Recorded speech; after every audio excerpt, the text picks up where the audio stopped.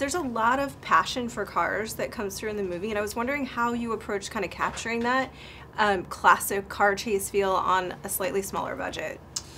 Well, first and foremost, you have to have a car that has such a handsome look that it actually captivates your imagination, just like an actor would. You know, the car in most recent history that did that was Eleanor from Gone in 60 Seconds. That car started a revolution in the car community. It started this whole thing, a pro touring movement is what it's called. And so you have to. It can't just be any car. You can't plug in any old car. And the Lincoln Continental, this car is very, very special. It's probably the greatest sedan that's ever been made in America. And then this version of it at 700 horsepower is very important. And then, you know, the race car that's at the end, again, another unique vehicle you've never seen in a movie that just mind-boggling capabilities. You see us drive up, you know, 80 feet of stairs in it like it was nothing.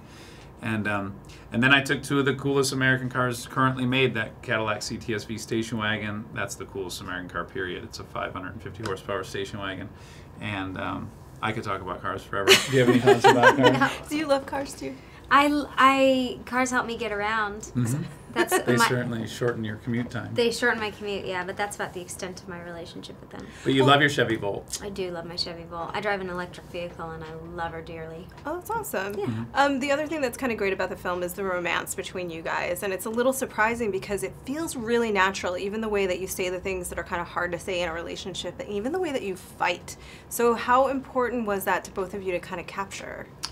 Well, you know, when you're making something, any kind of piece of, you know, art, you're pushing your personal agenda, and ours happens to be like, you know, you work through stuff. You're brutally honest. You say what is on your mind so that you're not carrying resentments into tomorrow and the following day. So that's our own personal opinion on how, you know, you need to operate within a relationship. So that's obviously what we brought to this.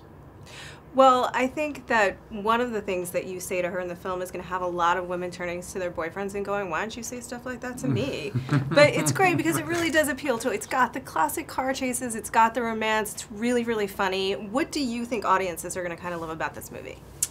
I think audiences are going to love its originality. And I mean, it really is, it's uniquely Dax's perspective, which I don't think anyone really knows yet. And though it seems riddled with testosterone and an awesome car chase movie, though it is, there's really this simple, very relatable, very romantic love story at the center of it, which I think a lot of the females have been connecting to, which I don't think he expected, and turns out he's a much more romantic writer than he knew. Yeah, well, this female definitely connected to that. The other thing I really like too is that your character is cool because even when he's being violent, he just seems like a nice guy. But I thought you had a real challenge in that you have to be really appealing, universally appealing, and also the total good girl of the piece. Is that something that you embrace doing?